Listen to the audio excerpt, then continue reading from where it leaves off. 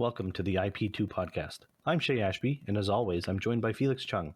We have another special guest joining us this week. We are pleased to be joined by Ryan Wood this week, and I struggled to think of a place to start with his list of accolades.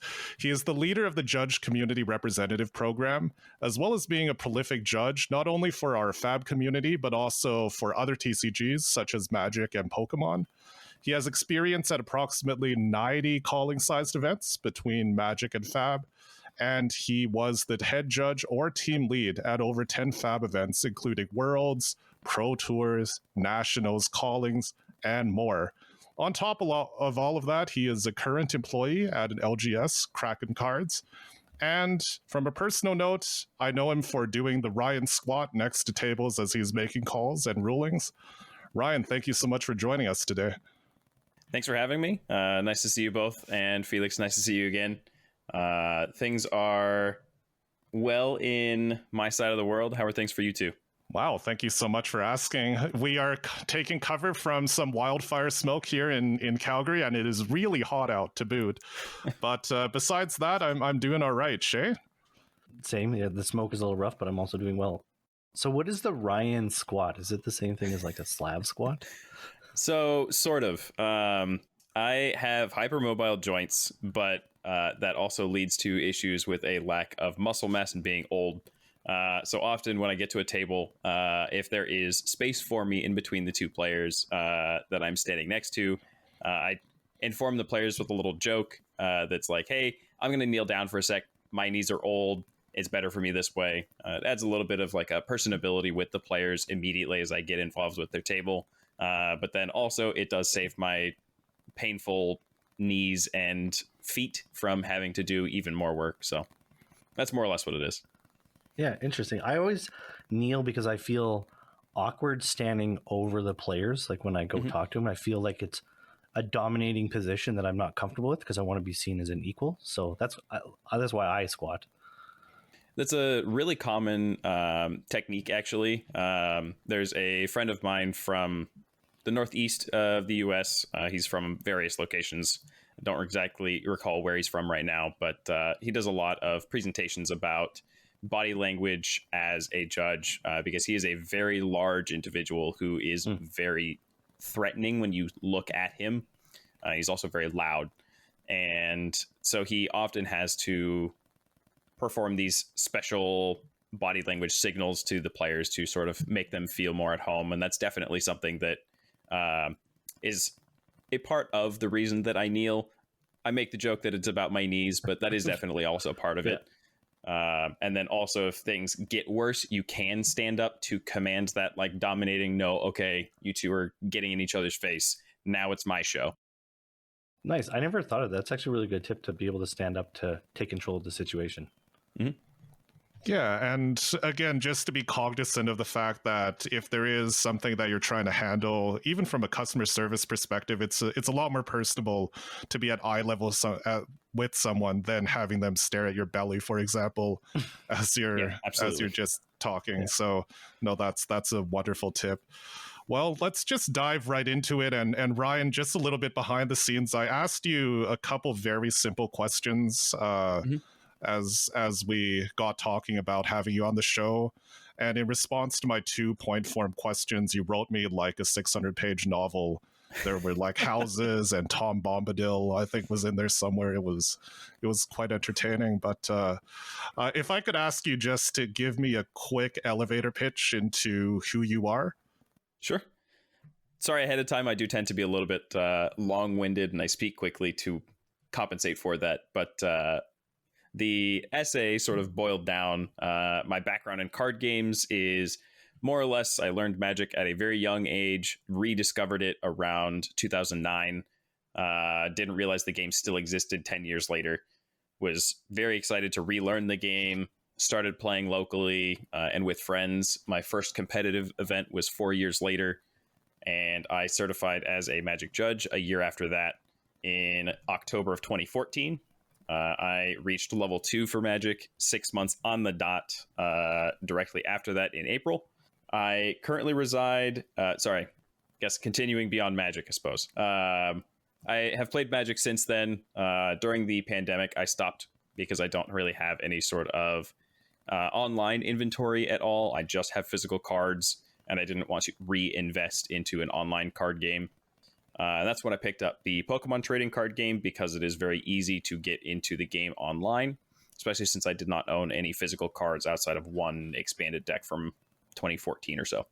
Shortly after the COVID pandemic was starting to lift a little bit locally, I opened or was working for a company that opened a local game store. InkedGaming.com has a local game store now that is a subsidiary of their company, and that is Kraken Cards. And the owner is aware of my skill set and decided that he wanted to open a store. At that time also, we had a few players that were friends with a good friend of mine who is now my manager, and they were pushing me to start carrying Flesh and Blood, as well as running events for that game, and I had no idea what it was. I said, how do I do this? Give me a sales pitch. And they explained it as, it's Magic, but you play best of one. There's drafts, there's 50-minute formats, and there's 30-minute formats. And I'm like, great. So you've constructed limited, run tournaments, awesome. And so I started playing shortly after that. I think an Arcane Rising draft was my first event, but it was shortly after Monarch came out, if memory serves. We just had a box of Arcane Rising. And I picked up the game from there, had no idea what I was doing, read the comprehensive rules in a day and went, I still don't know what I'm doing. Felt more like a quick start guide because I'm used to the roughly 300-page document that is Magic's comprehensive rules. And from there, I certified as a judge. I got to go to the world premiere for Tales of Aria. And this was supposed to be an elevator pitch. I forgot about that. Long story short, the train is off the rails. Just finish it. So Tales of Aria, I went to just to see the event, see what it was, who was judging it, that kind of stuff. Sort of reignited my love for working large events and fell down the rabbit hole per se. The stuff in, that would have been, I believe, 2020. I didn't really work anything in 2020. My only event that I worked would have been US Nats / The Calling in Orlando, where I got battle promoted to the Unified Deck Checks lead for both events. Because the deck check lead could not make it that weekend, and I was the next most senior person on staff. And at that time, I would not have considered myself at all worthy of that position. But luckily, things didn't burn too much. So a quick sort of where I live and what my local community looks like. I live in Corvallis, Oregon, which is in the Pacific Northwest. It's a small town of roughly 70,000 people, and it's a rotating population of college students and people who have retired and have kids. That's literally it. There's nobody my age in the town, minus the people who have not gotten out yet. Local community-wise, that once again kind of sums it up. It's a bunch of college students, people who don't have enough money, or the adults that have an actual job, kids, or have retired. All right, I'm going to stop you right there. Actually, I know I gave you the direction to keep the train rolling, but we're going to have to pull it back a little bit. And there's so many little pins that I do want to put in so many things that you said. And I would like to go back just to one thing that you said, talking about your experience with Flesh and Blood. That was mostly from a TO perspective or facilitating events. Are you a player as well, or did you get in to be sort of a TO / judge / facilitator of events, and is that your primary function and interaction with the game still nowadays? So at first, definitely it was more of a, some of my locals wanted me to run the tournament as a tournament organizer and as a judge, a person who gets to schedule the events and whatnot. But then after watching the game, playing it a little bit, I actually ended up falling in love with playing the game. And I watched the game more than I've watched Magic basically any time ever. I play the game a good amount. I have pulled back a little bit recently due to the amount of work and travel that I'm doing. But I still love to play the game. I still collect the game, and I'm trying to get an entire playset of the game with cold foil equipment specifically. Wow, that's quite a goal. And are you setting any time restrictions on that cold foil, or are you talking all the way back to the beginning for your collection? I'm going to skip the first 3 sets just for price reasons. I feel like the monetary value of getting cold foils from those sets is not nearly necessary for me. That's totally reasonable. Yeah. It's funny because I did the exact same thing. It's cold foil or maximum rarity for each set, except for the first 3. And Dynasty has broken me right now. I'm taking a bit of a break from that, but no, that's great. And okay, it's interesting that you said that you did fall in love with Flesh and Blood, not only from a play perspective, but also from a that you fell in love with Flesh and Blood from not only a judging perspective but also from a playing perspective. It is the other games that you judge, I believe that's Pokemon and Magic. Would you say that you're primarily like you play those less, or is it about the same situation for those games as well? When I was judging a lot for Magic on a grander scale, I played almost weekly. I would play in modern tournaments, or occasionally if I was running a standard tournament, I'd buy a $100 standard deck or something along that line. But I have not actually played in a sanctioned Magic tournament in probably about a year, if not longer. Pokemon, I play online. I do not play physically at all, although I also only run our local tournaments. I don't judge larger events for that either. I see. And one thing that sometimes, and I don't hear it too often when it comes to Flesh and Blood, but I have heard it before. Some people say that being a judge in Flesh and Blood will help you become a better player. And I guess for someone like yourself, you are one of the most experienced and well-respected judges for Flesh and Blood. Like, do you think there's a lot of truth to that, or is it overstated? Like, if you heard someone telling someone else, oh, you should study to be a judge, it'll help you be a better player, what would you say to that?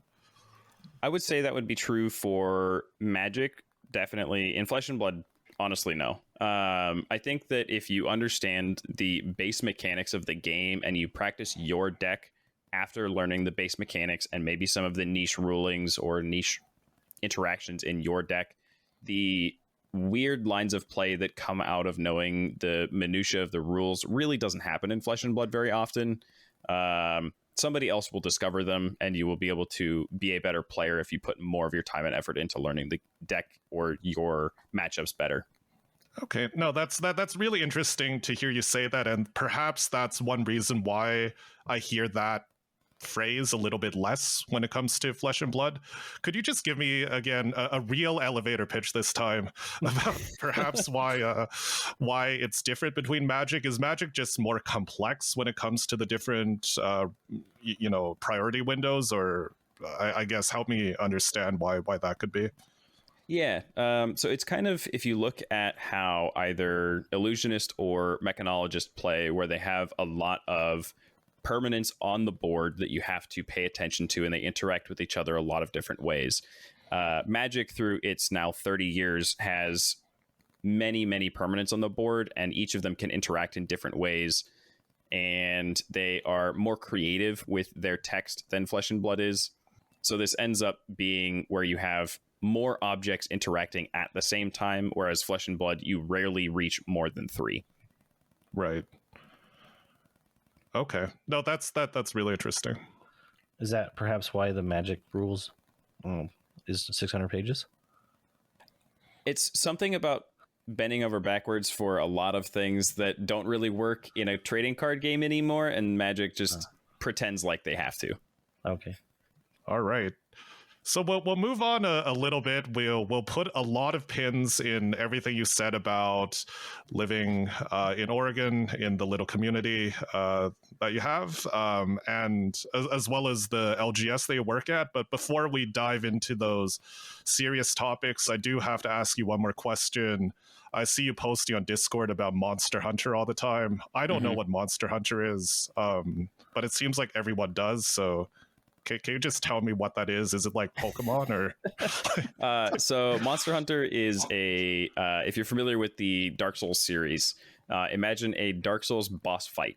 Monster Hunter is that but an MMO, but not. It's a game made by Capcom. You just fight bosses. That's the entire game. Oh, okay.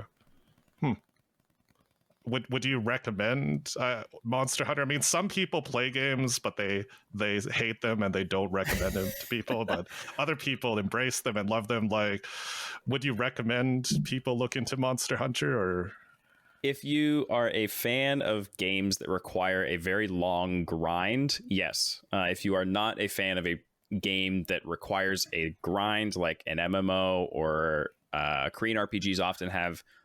Right. Especially MMORPGs have awful grinds, and Monster Hunter has something similar, but not nearly that bad. It does require on a newer person's entry level sort of about 60, 70 hours for you to complete what I call the tutorial, and then you get to end game. It's like leveling from 0 to 100 in some MMO, basically, and then you start the actual game. Wow. So, yes and no. Standard MMO practice. So grabbing one of those pins that Felix was talking about, you mentioned that you're from a smaller or a city of about 70,000 people. Can you expand on about the flesh and blood in the community in your area? Yeah. So initially we started with only 4, maybe 5 people. After getting some of the events started at the store that I work at, we have grown the community from that 4 or 5 to that group's group of friends. We got close to 16 or so for a while. And then when Starvo hit the metagame, everybody got tired of playing the game. Yeah. And so we lost a few to that, as well as some other factors. And now we have a slightly different group. They saw this game getting played and they're like, okay, well, what's this? And we have enough time and staff availability to teach people. We have Iradex just chilling on the table in the room. And we'll have a staff member teach people. And we now have a very, very healthy commoner and blitz community that has started to get into Classic Constructed due to one of the members being a big proponent of trying to grow the game. And so we regularly have somewhere between 8 and 16 2-ish days a week, which is very, very fun. Nice. Are you the only store that's running FAB events in your city? We have 2. One of the members that convinced me to start running events for Flesh and Blood is running the events over there. The store doesn't really officially do anything outside of whatever he does for them, basically. Right. Okay. Yeah. And so the people that play the game, are they newer primarily, or they come from other backgrounds? We have, I'd say, about a 50-50 mix, actually. We have some people who've played Pokemon and other card games. I am, I think, the only Magic player that I'm aware of. We have a few people that just recently got into card games or the interest in card games, and Flesh and Blood was their first, including my coworker, who I just randomly decided to teach how to play, and she ran with it really quickly. Nice. Does that feel like it makes your scene a little bit more casual than competitive? I would say so, but me being a more competitive person, and then some of the other members just being more naturally competitive and outgoing, we do definitely have a bit of competitive, I guess a little bit more of a competitive feel to us, but we definitely do have mostly just casual players. Yeah. I'm really impressed by Flesh and Blood's ability to attract what I would say is not just a former or disaffected Magic player.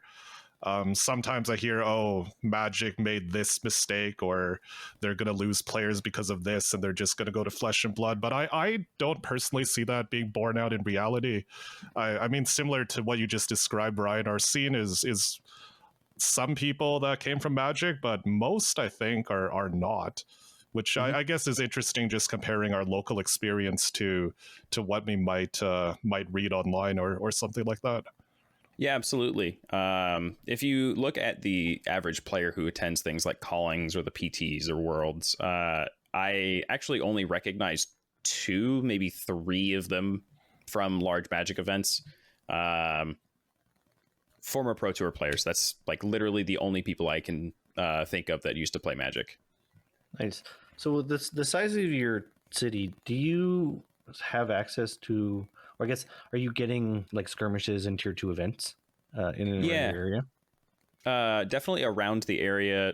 Us specifically in Corvallis, we get skirmishes. Yes, we have gotten one Road to Nationals event, and generally the cities around us are twice as large or even larger. Portland is only an hour and a half away by car, so generally they get all of the ProQuest and the Road to Nationals events, and then maybe one store that's south of us that has roughly 200,000 people, I think. Does it have like any feeling of isolation that way, that you are like an hour away from the major events, or is it still, you're still close enough that the travel time isn't that big of a deal? A little bit of both. It definitely feels like the travel distance for more local, like tier one events is definitely difficult. So we used to have one person who lived about 30 minutes away. He would drive to our armories. We had a couple people who did the same thing from a different city 30 minutes away. But that seemed to be the maximum distance people would be willing to travel. For the tier 2 stuff, it definitely feels like we're a little bit on our own little island of islands in a way. But people still very much travel to our events from Portland or from down in Eugene, that 200,000 city. Yeah, we have a kind of a similar issue, I guess, in that people will drive, only a handful of people will drive like the 3 hours for a tier 2 event. Like we don't get a big grouping of people outside the city. Mm-hmm. So we touched a little bit on the FAB community, and I'm very excited to ask you this question, Brian, because you have a lot of perspective when it comes to being immersed in different card game communities, be it Magic or Pokemon and Flesh and Blood. Mm-hmm. And one of the things that seems to always make its rounds online is that the Flesh and Blood community, be it in person or online, be it via Discord or Twitter or anything else, is that we're somehow more mature or more positive or more wholesome or nicer or something like that compared to other card game communities. And I guess just opening question, is this true? Is it not? Is it partially true? What do you think? You'll hear this from me a lot, a little bit of both. I do believe that as a whole, the Flesh and Blood community is a bit nicer or more receptive as like a player-judge relationship goes. The player-to-player relationship also seems to be more positive, more interested in growing the game itself, enjoying the game, which adds a positivity to the events as well as the player interactions on basically any level. This is something that is not the case for pretty much any other card game. Pokemon a little bit from my experience, but definitely I would say yes with some caveats. Okay, no, that's really good to hear. Our previous guest, Fred, shared that it could be the fact that we're a little bit older on average than something like Pokemon or Magic, and again, ourselves not having the cross perspective between the different scenes. Is that borne out in reality?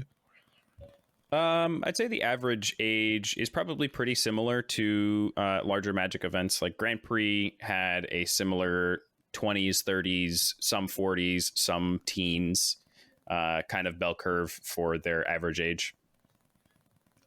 Well, that's pretty interesting. I mean, I don't know, Shea, if you can share a similar story, but one of the reasons why I was a little bit hesitant to get into Flesh and Blood or any card game is because as a board gamer, there was always a stigma about the card players, and you know, they're mean, they're competitive, they smell bad, they're going to insult you and laugh at you and shark you out of trades and all this stuff. I mean, I never had that experience in Flesh and Blood, but again, I'm just wondering, is that because Flesh and Blood is special, or is it because some of these criticisms or perceptions of other scenes is a little bit overblown?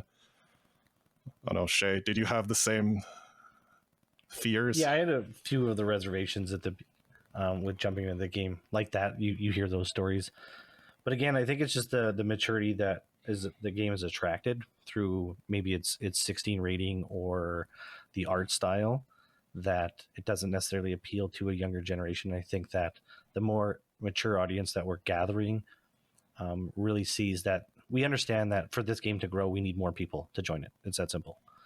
And I think that's why it feels like the community more so actively makes players' experiences positive as opposed to a negative. Like, we know that if it's positive, that you're going to spend more money into this hobby because we want this hobby to stick around. That definitely makes sense. Yeah. Is there any kind of baggage that communities accumulate over time? Because Magic has 30 years, I believe, of history, but with any kind of scene or any kind of community lasting for long enough, maybe there's certain things that are less desirable, or maybe the community becomes resistant to change. You've been in the Magic scene for quite a number of years now, Ryan, just based on what you've told us. I mean, is that something that you've noticed, or am I, again, being completely blind to that from my end? I'm just trying to make some connections here. Yeah, I think the longer a game exists, the more baggage it gains over years, such as even from a legal sense or from a cultural sense. Magic has very strict rules on determining winners, improperly determining winners, due to its history as a borderline gambling game, due to the anti-mechanic that they got rid of many years ago. And so it has some legal baggage due to that, but then also some cultural baggage from the sort of like grungy, gross 90s local game store style, the mom and pop shop, instead of the now what some people are kind of used to with the, say, Mox Boarding House, where it's a real experience to walk into the store. It's very nice, very clean, very well kept. And then it also has a little bit of other cultural baggage where Magic players tend to be more willing to speak their mind about complaints or things that could become better. And I feel like Flesh and Blood has not really had the time to really have those bits of baggage grow inside the community, and the positivity is acting sort of like a base to that acid in a way. That's really interesting to hear, and it is a reminder, as you know, I sometimes make the mistake of browsing Twitter, and I see that maybe there is a little bit of a little bit of bad stuff seeping in, but certainly nothing compared to all the good interactions and the stuff that does truly make you smile on a day-to-day basis. Still, it reminds me to just continue to be protective of that community. And yeah, I guess if you had any advice just to the Flesh and Blood community based on your experience with other communities, do you have a quick thing about how to keep it that way, Ryan? Yeah, let's try to keep that to one sentence. Keep the positivity, and if you don't have something nice to say, don't say it. That is a cliche, but it is what this game has: is good gameplay, good players, and kind players with positive experience and positive outlooks. If that stays there, my comment about the positivity being a base to that acid is honestly what I think is a big part of what is keeping this game alive. Awesome. Totally. Couldn't agree more. Speaking of FAB related to other card game communities, sometimes the online chatter is that FAB isn't very profitable from a bottom line perspective for an LGS compared to like Magic or Pokemon or even sports cards. As someone with insider knowledge, can you shed some of the light on if this is true or not? Yeah, I can definitely say that a large part of the bottom line for local game stores is a new Pokemon release, a new Yu-Gi-Oh release, a new Magic release, which seems to happen every other week these days, or a new pre-release event. Pre-release events are very profitable for stores, and it is very difficult for a local game store who doesn't have the financial backing of a large e-commerce company such as the store I work at, or the financial market of somebody who's just passionate and willing to lose that money. It's not necessarily that Flesh and Blood will lose you money. It is just going to be that it will be, if you look at the square footage of your Flesh and Blood product and you look at the money it could be making by having a different product there, Flesh and Blood is less profitable in that respect currently from a game store perspective. But as the game grows, it gets more popular. The more popular it gets, the more money you make on it. And if you solidify yourself as an early part of that community, people will recognize you as the store to go to. And that was one of the reasons that I decided to carry Flesh and Blood singles in the store that I work at as well. You are probably one of the few stores that we know that physically carry singles. Actually, now that you mention it, like locally, we have one store that is kind of carrying singles. Mm-hmm. It doesn't seem to be very popular. What do you think is maybe why stores aren't doing singles, or what drew you into selling singles? So I think a thing that a lot of people are worried about with the singles market is that a lot of players will open booster boxes for their cards, or a lot of people will just buy cards online because they are working adults for the most part. And so that's the most convenient thing for them to do. And then on top of that, if you are getting into the singles market of a game that isn't very popular, it is also volatile in the way that if this game goes away, your large investment in the singles is not very liquid compared to the booster boxes that you can sell pretty easily. FAB events like armories or skirmishes or ProQuest worthwhile, or are they a burden? That, I think, depends on the game store. Events are my passion, and so I never see an event type, whether it be like a Pokemon League Challenge or a League Cup, which are similar to like an armory or like a skirmish, or even a ProQuest or a regional championship qualifier for Magic. I never see those as burdens. I see those as opportunities to grow as a marketing experience. If I give players outside of my city or inside of my city a good experience, and they feel like that event was something that they really liked going to, then they will continue to show up, buy sleeves, buy singles and other things at the store, or just attend events at the store. Yeah, just to pull on that a little bit further, one thing that that gets posted sometimes online is criticisms, even of stores that charge a higher entry fee to something like a ProQuest or pre-release or an RTN or something, but don't offer any additional pricing, for example, on top of what was provided by LSS. And I'm just wondering, from a store owner's perspective like yourself, could you shed some light? Like, is something like that required to keep the profitability there if you were to weigh that against hosting a Magic event or something like that? Is that potentially why that could be happening? That definitely could be a part of it. Me personally, if I see somebody complaining about a store that is, say, charging the maximum amount for a ProQuest, and they aren't adding very much, if at all, to the base prizes that LSS has, I may ask the store personally and be like, what is the reasoning behind this? Because they may not know that their attendance is going to drop significantly due to that. As I mentioned, for my store events, I run them as a marketing cost, not a way to make money. Say I just ran a regional championship qualifier this weekend, and I was expecting to lose money and made like $50. And that's not including my wages at the store either. That was just including the head judge and the cost of the prizes at our cost, not at what I would have sold those products for. And I personally think that a better run event with better prizes, with an okay entry fee or even a maximum entry fee, and throw a lot of prizes out there, is a better marketing experience and a better experience for the players. You can make money, just incidental money as a store, by running these events, by players buying sleeves, snacks, or buying cards if you happen to buy singles from players, or packs if you have them, decks if you have them, so many things that I don't think the event itself needs to make money. And it worries me when somebody does this as a store, but that was sort of the other side of the coin that I mentioned, where it depends on the type of store. Some people see events as a way to make money, but then sell other things at a lower cost than we do. Yeah, it's a really, really good outlook, I think.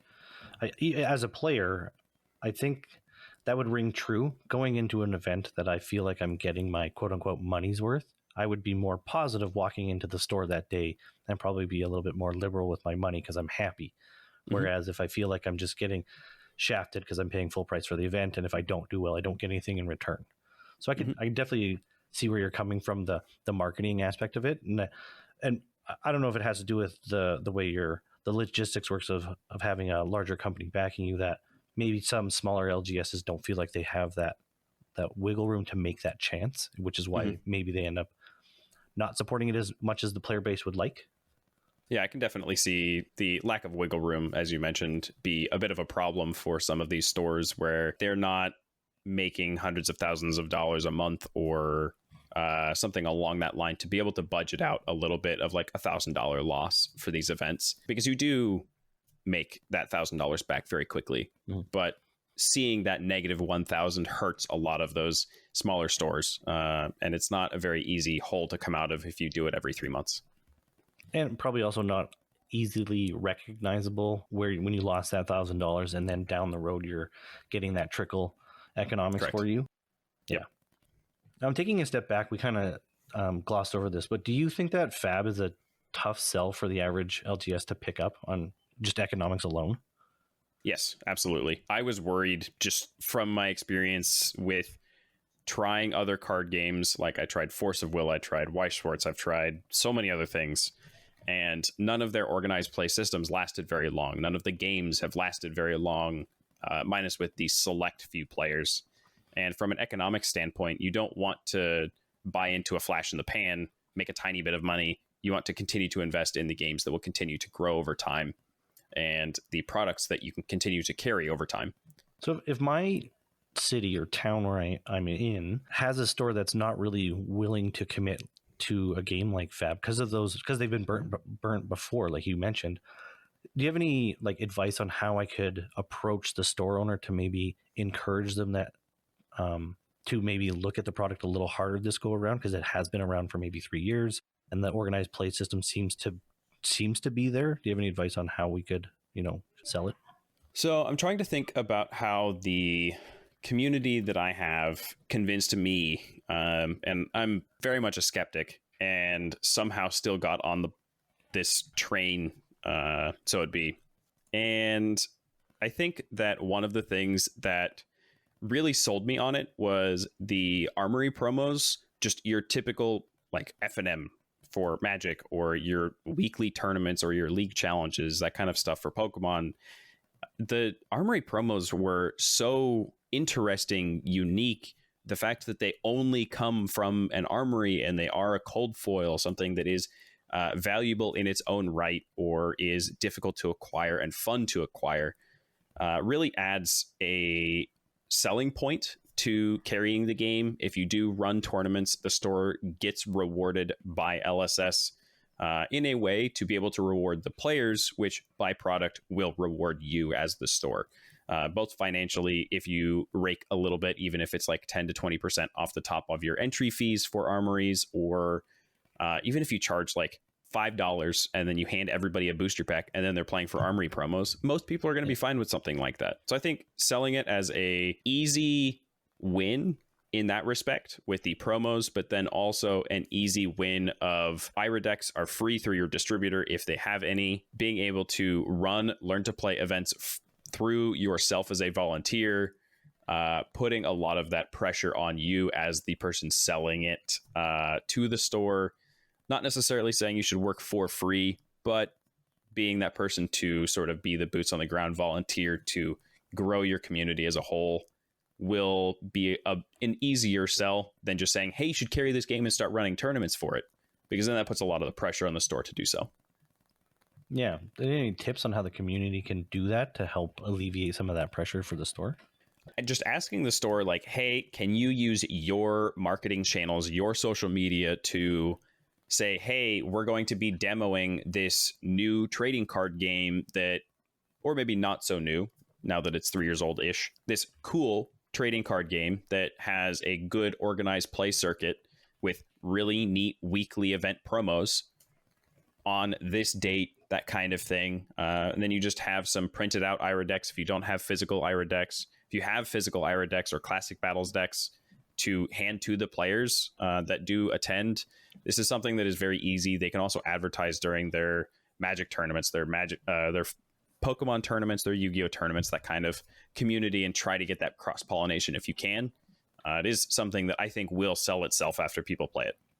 Yeah, one thing that I like to say is that a community can be full of leaders. It's not just the TO, it's not just the LGS.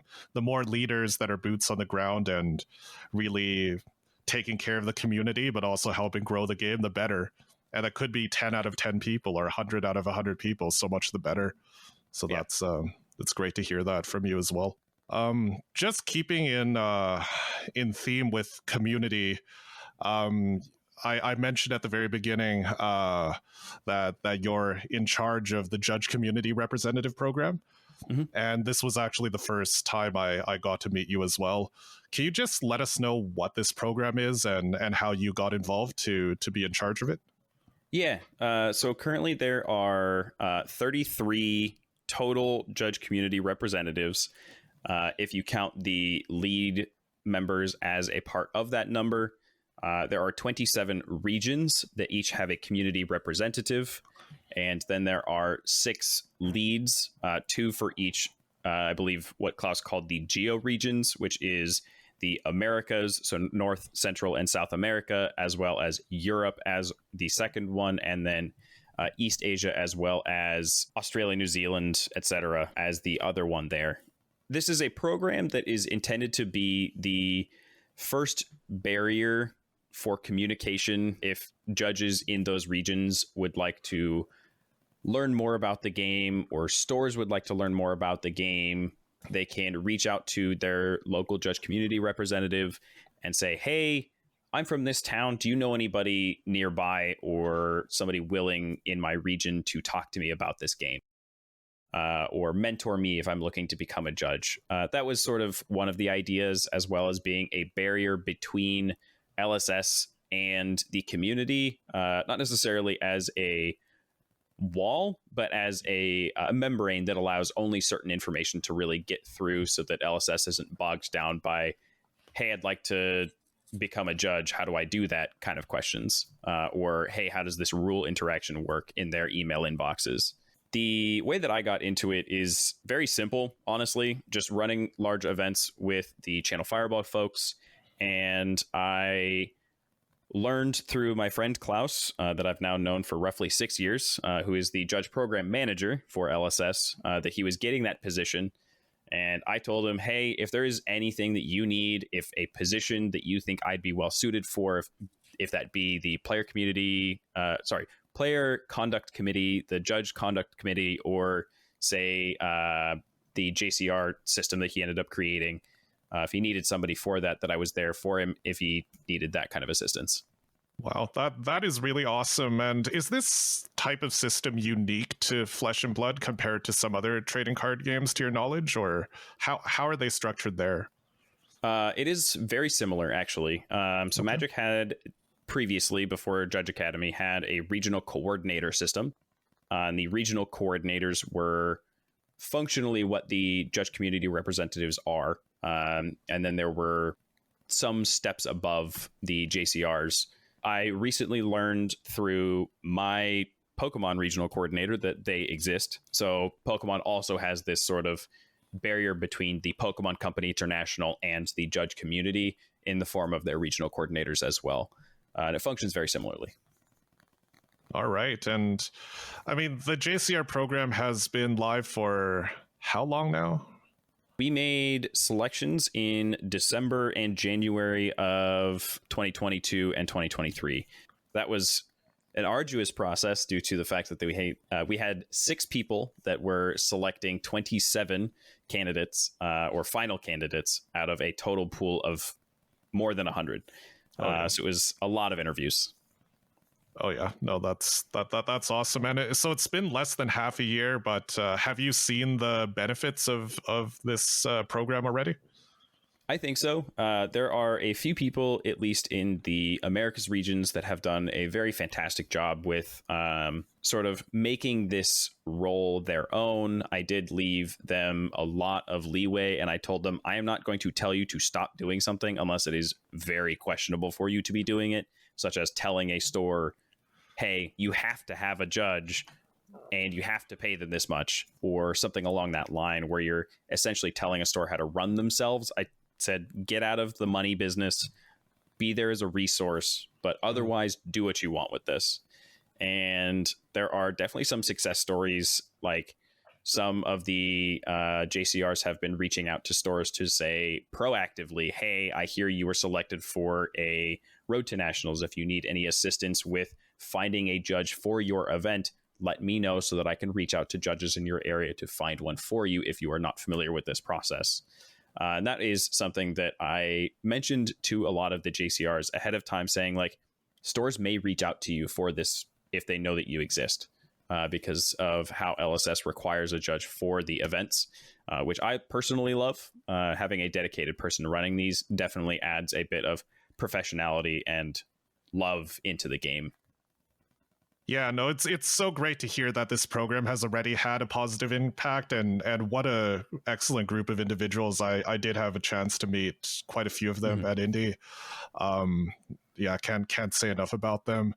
Just for the near-term future, just to wrap up our little Q&A about the JCR program, do you have any just overarching goals as you hit the 1 year mark for the JCR program? Anything beyond just doing what you're doing?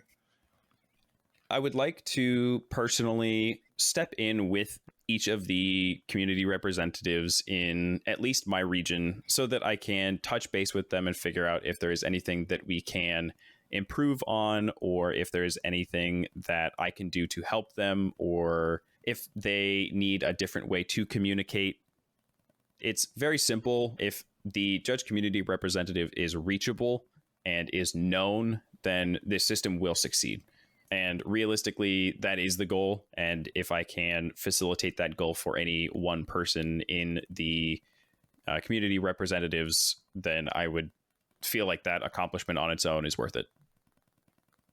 Excellent. Let's move into something a little bit more fun, I guess.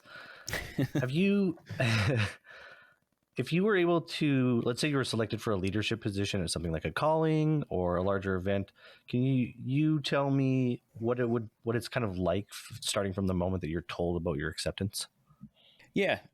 So the moment that I get told that I am accepted for a lead role at an event, I am excited. I purchase my hotel and flights. If I haven't already done that ahead of time, I figure out who else is going to that event, and then I start coordinating with them.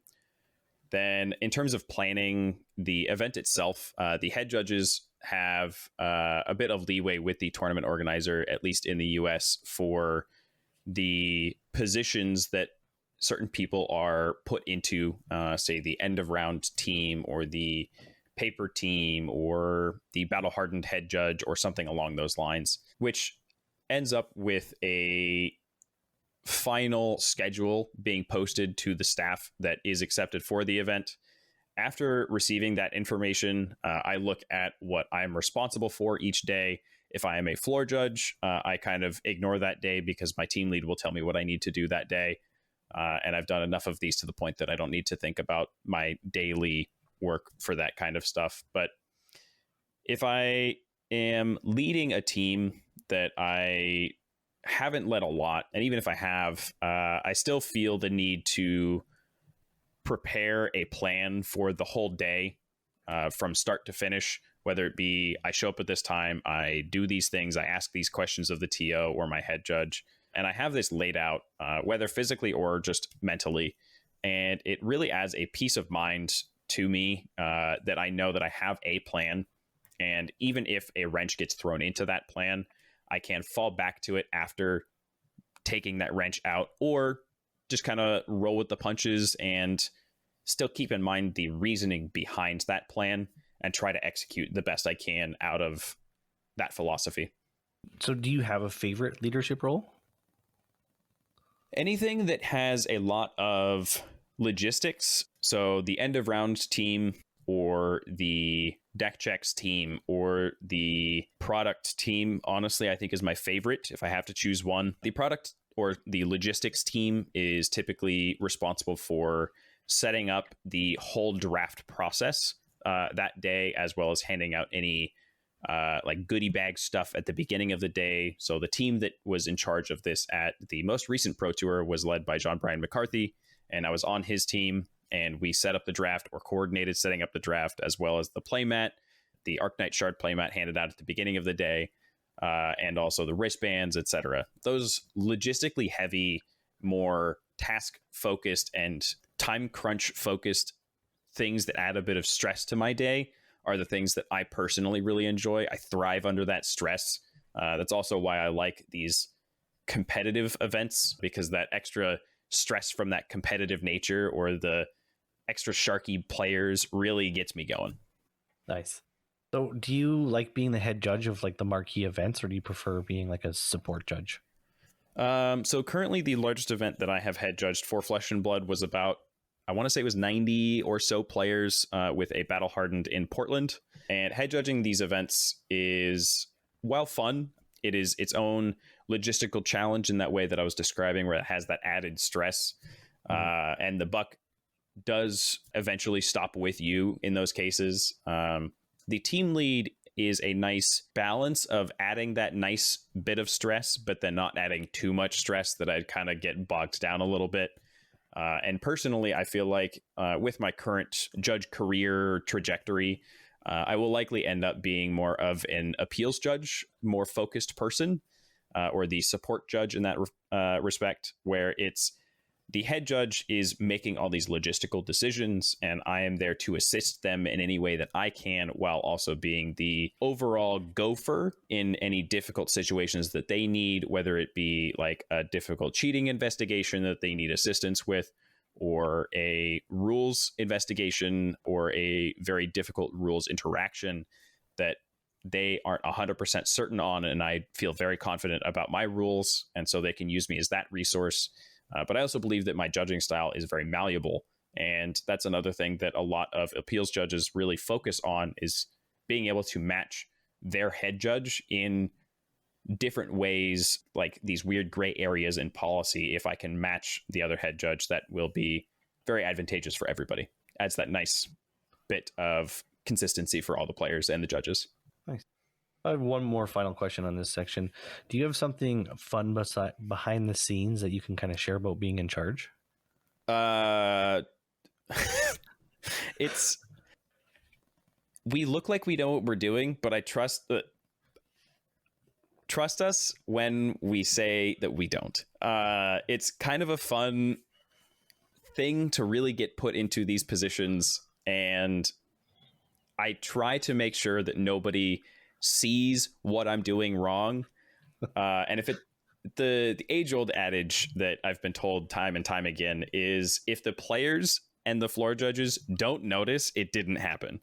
It's like I can make dumb mistakes, like not taking down the pairings quick enough, which may cause a little bit of confusion later on in the round. But if nobody really sees that it happened, it didn't happen. The end all be all goal is just don't let it affect the day in a negative way. I think that's probably my funnest, like, behind the scenes thing. You 100% described what it's like being a parent. Like, it's very true.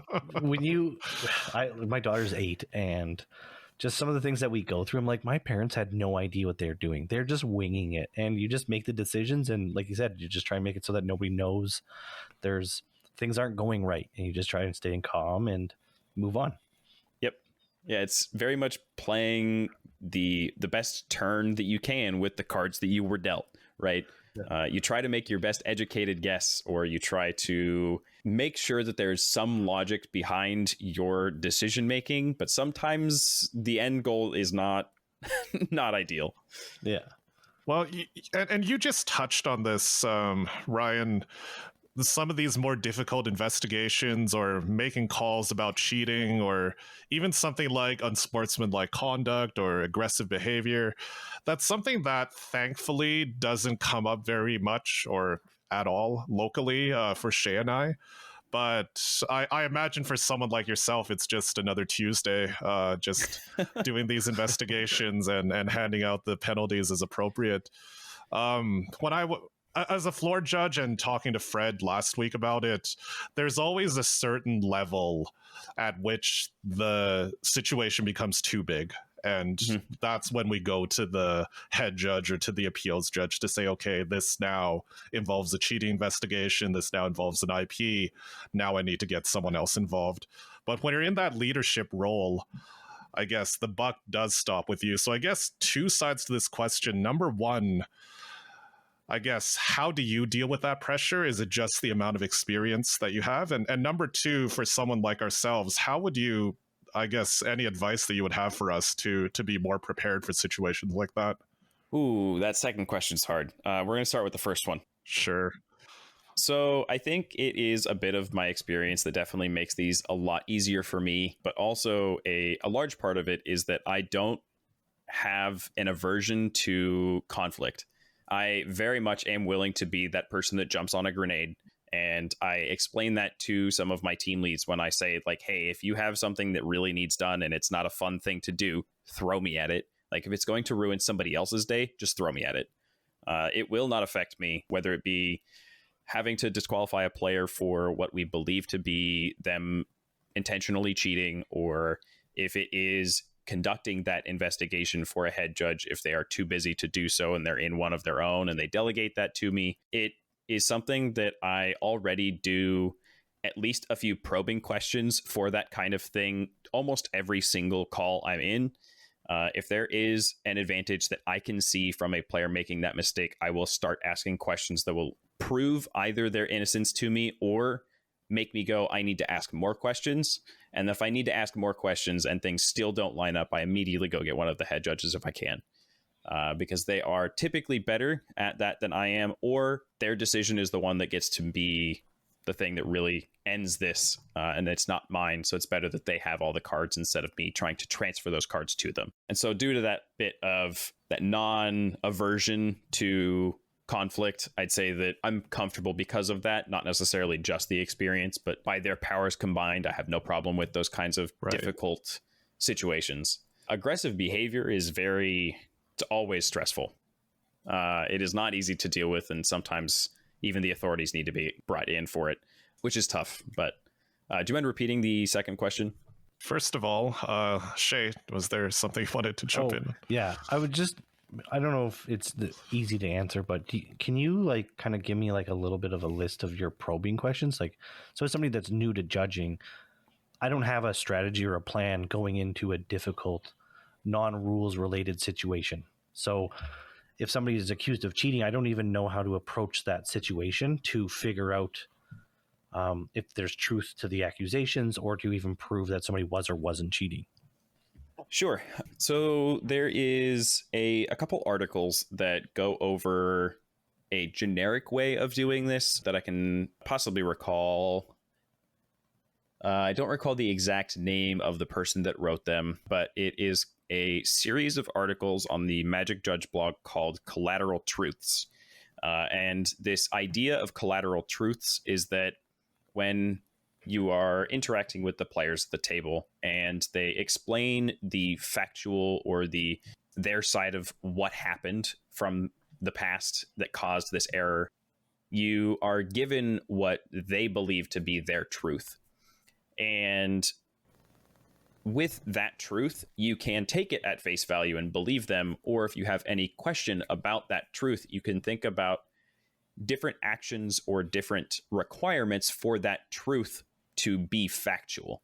Say, for example, if a player says that they put their pitch to the bottom of their deck, but had not finished the rest of their turn, the end phase of their turn, then you can look and figure out, well, okay, have you done that? That collateral truth of I have not finished my end phase because I have not arsenaled the card. I still have one card in hand. If you need to look at, have we cleaned up the combat chain? Maybe that kind of, on a simple level, is a collateral truth. It's if C is the final end point and we started at A, B needs to be true. And you can use that to your advantage of what would tell me that this player is cheating, or what would tell me that this player is innocent. And if you can sneakily get the player to give you that information without tipping your hat saying, I'm investigating you for cheating, then that can help you out a little bit. in terms of specifics, I could go into that for hours, but generically, where are we? What has happened since the point of the error? Those are my two very first questions that I ask. Excellent. Thank you. You make it sound so easy, Ryan. That's That's what 8 years does to a person.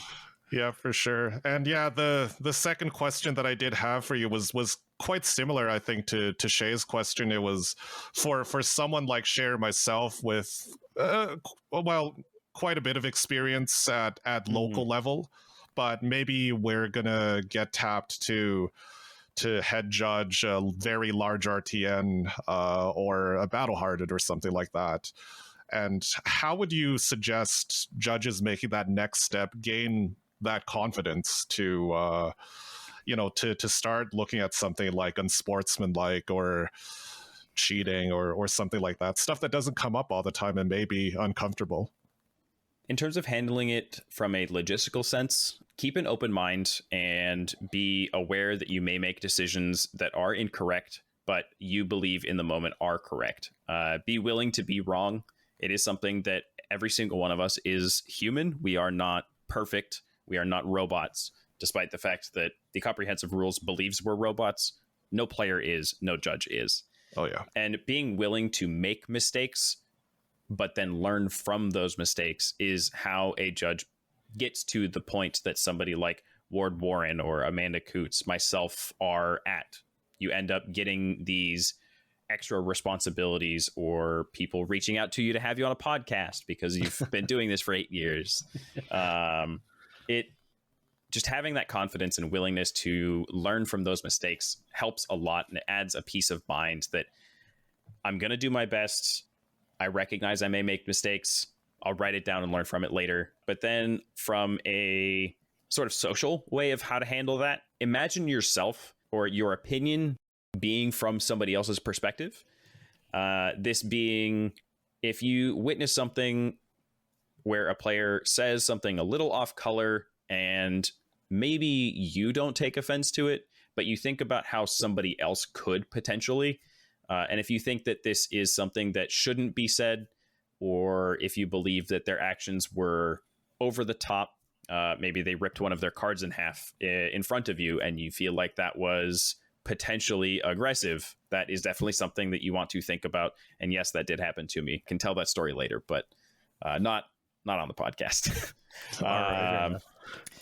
The other bit is definitely take some deep breaths. I know that a lot of people have said that. It is a cliche, but truly try to reduce that adrenaline rush, reduce that stress-induced fight or flight nature, and try to tackle it calmly, but not emotionally.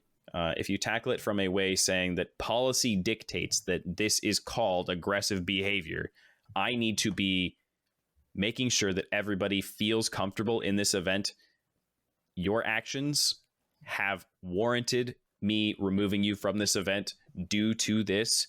Sounds like today might not be your day to be playing Flesh and Blood. I'd like you to leave the store, please. Granted, that final call is definitely from the store's obligation, not yours. But as a person who has kicked a lot of people out of the store due to certain behaviors, I use that phrase a lot. It's, I need to make sure that everybody feels comfortable. Your actions have not let that be true. No, that's really great to hear. And I guess my last question to you on this general topic would be, how long did it take for you to build up that sort of instinct where you can take the emotion out of it to a certain extent and just make the call like that? That's difficult to answer. I probably would say a few years. I used to be a very emotional person. I did not, I had logic behind my thoughts, but I definitely let my emotions sort of drip into that logic. And through the experience I gained as a Magic judge, I sort of, I don't want to say I lost that emotion, but I definitely helped filter that out. And it is something that came true more so when I was interacting with my friends playing in my PQs or equivalent events, and I had to give them penalties that they earned, and I could not let my emotional connection with them really get in the way of that, like giving game losses to my friends for a marked cards upgrade, or giving a warning to them, or a hidden card error fix feels very bad to receive as a player, at least in Magic. I know it also does in Flesh and Blood, but it's those like very heavily punishing is not necessarily the word I want to use.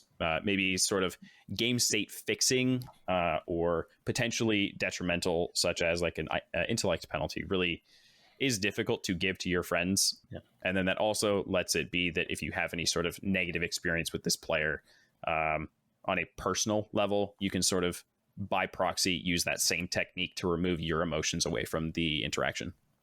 Thanks. Yeah, that's some heavy shit. So something a little bit lighter then, do you have a story that you can share about judging in your career that was maybe something fun or one of your favorite experiences? Oh, I forgot to think about this. Sorry. So one of my favorite calls in Magic was a time period where a card would have the top of your deck revealed, and a couple players, through having a good time with each other and just in general playing pretty cleanly and marking down each individual life total change, somehow ended up with an upside down deck, which was really entertaining because the player just drew their revealed card, as it should be because of this card that's in play, but then noticed that their next card was already revealed, and they're like, huh, interesting. So that was one of my favorite just individual ruling calls. We ended up saying it was looking at extra cards because the player fanned his deck out to show us that his deck was upside down. But yeah, it was really, really funny. Brandon Welch, who is the person who certified me for Magic judging and also works in Flesh and Blood tournaments as well, was with me during that event. So if you ever see him at an event, feel free to poke him about it. It's both of our favorite calls and both of us were involved in it. But favorite stories from my judge career, just in general, probably has to be the Pro Tour in Lille. I got to lead the product team on, I believe that was Saturday of the Pro Tour. And it was a very, very fun logistical challenge for me. But then also I got to witness a friend of mine from California, Joe, be what was designated on the staff schedule as the Arsenal judge. And this Arsenal judge was a team lead that was available to do anything and everything. And that was a role that had not existed ever, to my knowledge, in any Magic or Flesh and Blood event prior. And it was a very interesting sort of just gopher fixer role that is, I don't have somebody that I know can do this, and it was forgotten or something. Please go do this. It was actually really, really neat to talk to Joe about that. So follow up to that, has that position continued forward past Lille? No, it has not.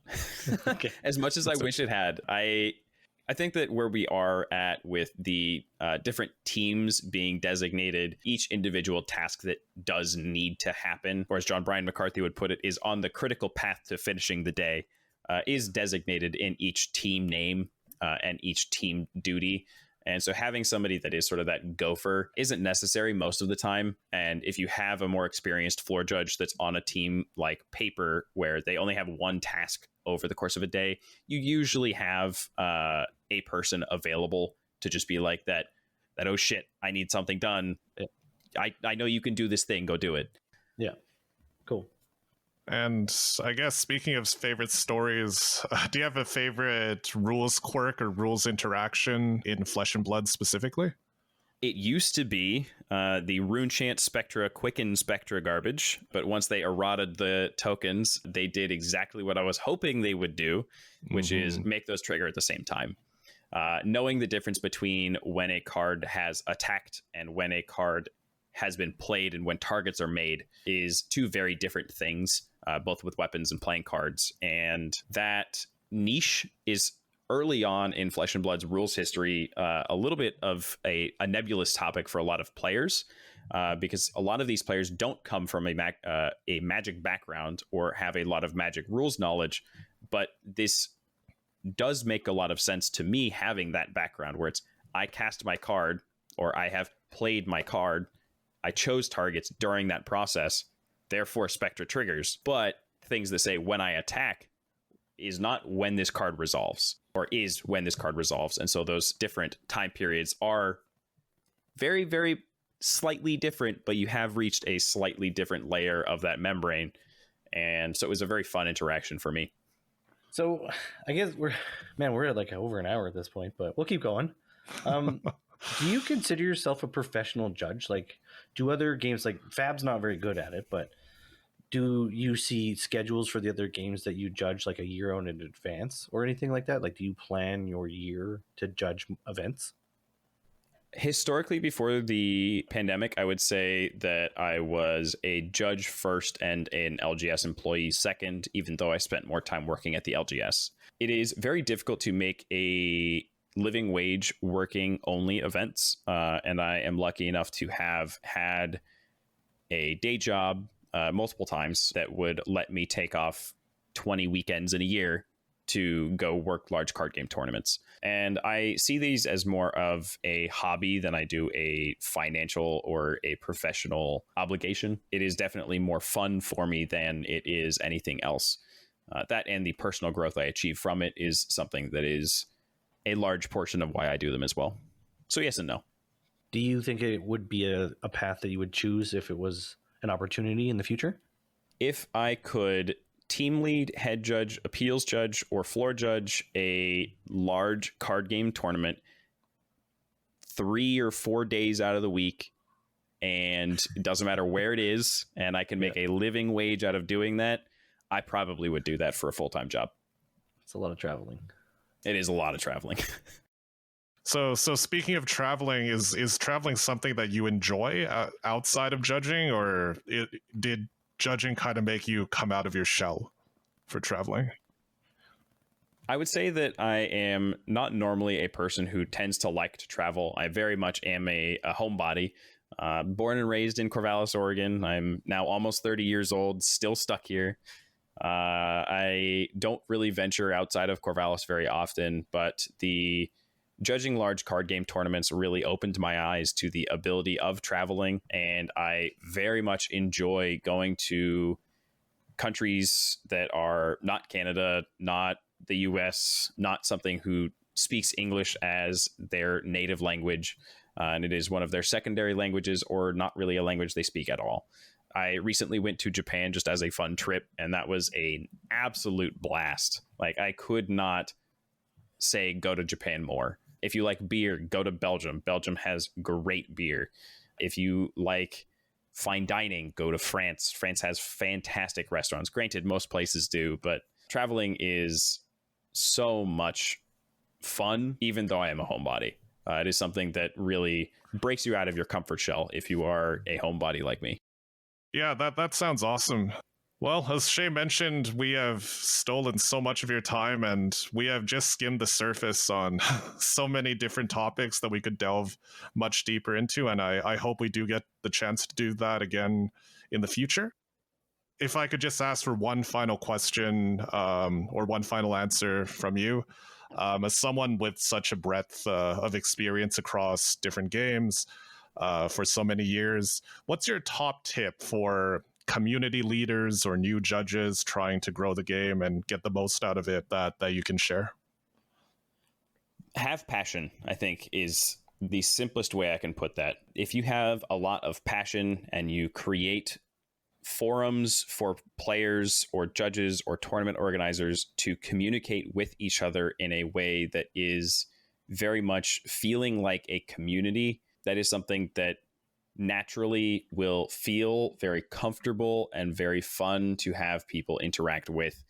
And if you have that passion, and if you share that passion with other people by interacting with them, those people will naturally grasp onto and also share that passion with you over time. Thank you so much. And the last question is, where can people get in touch with you if they would like to do so? If you would like to get in touch with me, the easiest way is honestly through Discord. I am chronically on the internet.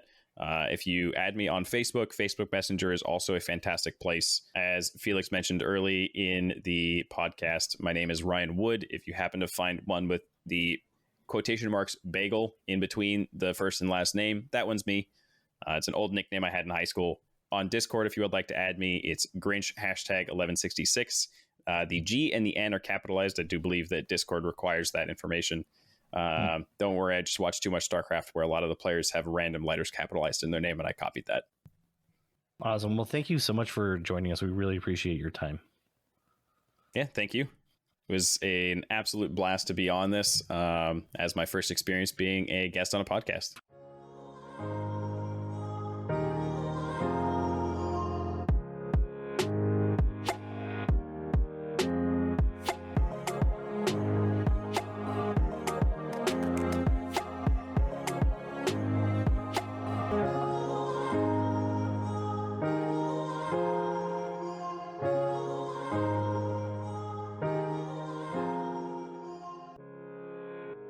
Yeah, that's a good one. I know it's also dear to Shea's heart as a Viserai player, stacking up those rune chants, clearing out those I spectras. still get asked questions about Spectra. Yeah. Yeah, very Even good. with the change.